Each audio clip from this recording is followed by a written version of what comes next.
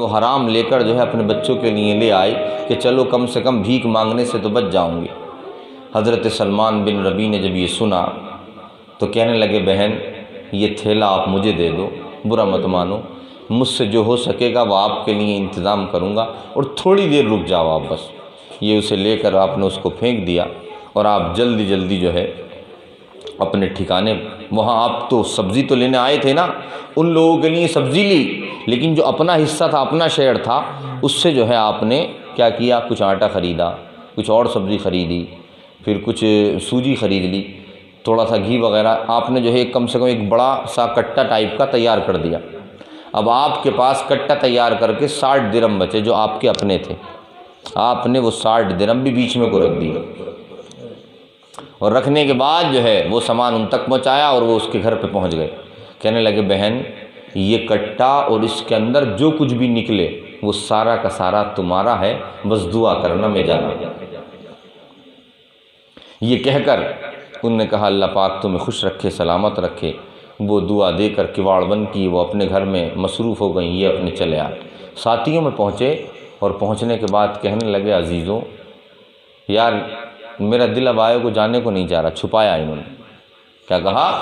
میں اب آ گئے۔ ارے کیسی باتیں کر رہے ہو یار، تم تو وہاں رویا کرتے تھے، آنکھوں میں آنسو آ جایا کرتے تمہارے جب کہتے تھے ہم بھی مدینے جائیں گے، ہم بھی سرکار کے روزے کی حاضری نصیب ہوگی ہمیں بھی، اب کیوں نہیں جا رہے آپ؟ کہا نہیں میری طبیعت نہیں چاہ رہی ہے، اب میں نہیں جانا چاہتا، آپ لوگ جاؤ، ایسا کرتا ہوں میں رک جاؤں گا، تمہارا یہیں انتظار کر لوں گا، اگر رک گیا تو پھر گھر چاہیں واپس چلیں گے یا جیسا بھی ہوگا نصیب میں۔ اب ظاہر سی بات ہے بندہ کسی سے کہہ ہی سکتا ہے، سر تو نہیں ہو سکتا زیادہ، 2-4 بار کہا، انہوں نے نہیں کہنا مانا، وہ سارے کے سارے جو ہے آگے چل دیے۔ مکہ پہنچے، مدینہ پہنچے، واپسی کے دن آئے، پلٹ کر آئے۔ اب جس بغداد کی سرزمین پر یہ دونوں آپس میں جدا ہوئے تھے، یہ وہیں رہ گئے تھے، باقی سارا قافلہ چلا گیا تھا۔ جب اسی رستے سے وہ پلٹ کے آئے، ان کی ملاقات ہوئی، ایک دوسرے کو مبارکباد پیش کی کہ آپ کو حج مبارک ہو، دوسرا کہتا پلٹ کے آپ کو بھی حج پہ جانا مبارک ہو، تیسرے کو مبارکباد دی، آپ کو حج کرنا مبارک ہو، سرکار کے روزے کی حاضری مبارک ہو، وہ پلٹ کے کہتا تمہیں بھی خانہ کعبہ کا دیدار اور سرکار کے روزے کی حاضری مبارک ہو۔ جب 2-3 نے بدلے میں انہیں مبارکباد دی، ایک نے دی تو یہ نہیں سمجھے، بولے چلو دے دی ہوگی، جب 3-4 نے دی تو ایک سے بولے ایک بات بتاؤ بھائی، حج کر کے تم آئے ہو کہ میں آیا ہوں؟ حج کر کے تو آپ آئے ہیں نا، آپ کے لیے مبارکباد ٹھیک ہے، یہ آپ بدلے میں مجھے کیوں مبارکباد دے رہے ہیں؟ کہنے لگے بیلے مت بنو، بیلے آپ ہم سے کہہ رہے تھے میں حج کو نہیں جاؤں گا، اور وہاں پہ برابر مسلسل ساتھ رہے ہو، جب طواف کر رہے تھے تب ہمارے ساتھ تھے، جب سلام پڑھ رہے تھے تب ہمارے ساتھ تھے۔ یہ ہکا بکا ہوگا، انہوں نے دوسرے سے کہا بھائی تم مجھے مبارکباد کیوں دے رہے ہو؟ کہا یار جب تم حج کرنے گئے تھے ساتھ میں تو اس لیے مبارکباد دے رہے ہیں، اور لو یہ تھیلی تمہاری، تم نے مجھے وہاں پہ تھیلی دی تھی، لو یہ تھیلی اپنے پاس رکھو، جب سے مجھ سے واپس ہی نہیں لیا آپ نے۔ انہوں نے تھیلی پکڑ لی، اب یہ کنفیوز ہیں کہ یار میں تو حج کرنے گیا ہی نہیں ہوں، یہ کہہ رہے حج کرنے گئے تھے۔ خیر قافلہ وہاں سے آگے چل دیا، اپنی بستی میں آ گئے، وہ اپنے گھروں کو چلے گئے، یہ اپنے گھر آ گئے۔ انہوں نے عشاء کی نماز پڑھی، اپنے بچوں سے گفتگو کر کے یہ سو گئے۔ اب جب یہ لیٹ ہے تو آسانی سے نیند نہیں آتی، سوچنے لگے میں نے حج کب کر لیا، میں تو گیا ہی نہیں ہوں، اے پروردگار عالم یہ فلسفہ کیا ہے، اس معمے اور اس مشکل کا حل عطا فرما دے۔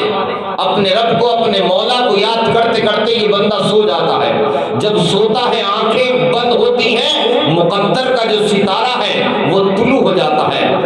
مقدر کا ستارہ چمکنے لگتا ہے، مصطفیٰ جان رحمت صلی اللہ علیہ وسلم خواب میں تشریف لے آتے ہیں، سبحان اللہ، حضور کا دیدار ہو جاتا ہے، یا رسول اللہ السلام علیکم، اللہ کے رسول کی بارگاہ میں سلام پیش کرتے ہیں۔ اللہ کے رسول صلی اللہ علیہ وسلم نے فرمایا کیوں پریشان ہو؟ یا رسول اللہ پریشان اس وجہ سے ہوں، ساتھی کہتے ہیں کہ تو حج کرایا، مدینے میں بھی ہمارے ساتھ تھا، اب میری سمجھ میں نہیں آ رہا کہ میں ان کے ساتھ کب تھا۔ اللہ کے رسول صلی اللہ علیہ وسلم نے فرمایا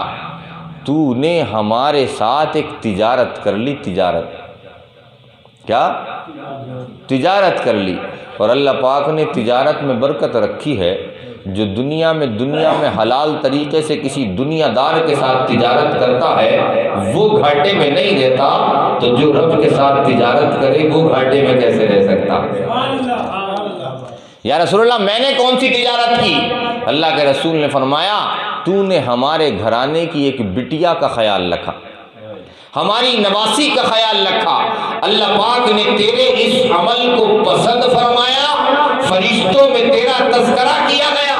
یہ ہے وہ میرے محبوب کا امتی جو نبی کی آل پر جو ہے حج کو جانے کو اس نے قربان کر دیا ہے، اپنی تمنا کا گلا گھونٹ دیا ہے اور اپنی ساری پونجی جو ہے نبی کی اولاد پر خرچ کر کے وہیں رک گیا۔ اے فرشتوں، آج میں اس عمل سے اتنا خوش ہوں کہ تم میں سے فلاں فرشتے کو حکم دیتا ہوں کہ اس کی صورت اور اس کی شکل میں جو ہے وہ مکہ کی سرزمین پر اتر جائے، جس طرح اس کے ساتھی حج کر رہے ہیں ویسے ہی ساتھ ساتھ یہ بھی حج کرے، وہ طواف کریں گے یہ بھی طواف کرے گا، وہ عرفات کے میدان میں ٹھہریں گے یہ بھی ٹھہرے گا، وہ مدینے پہنچ کر سرکار کے روزے پر حاضری دیں گے یہ بھی حاضری دے گا، اور وہ جو خانہ کعبہ میں طواف اور مدینے کی حاضری دینے والا تھا وہ انہیں تمہارے ساتھیوں کو تو یہ لگ رہا تھا کہ وہ تم تھے، لیکن حقیقت میں تم نہیں تھے، وہ اللہ کا بھیجا ہوا تمہاری شکل والا فرشتہ تھا۔ سبحان اللہ! کیا تھا؟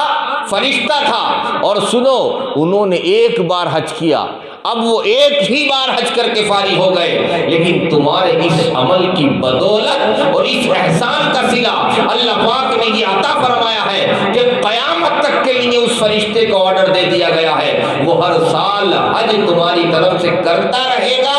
تم گھر پر رہو گے، حج کا ثواب تمہارے نامہ اعمال میں ملتا رہے گا۔ سبحان اللہ، سبحان اللہ۔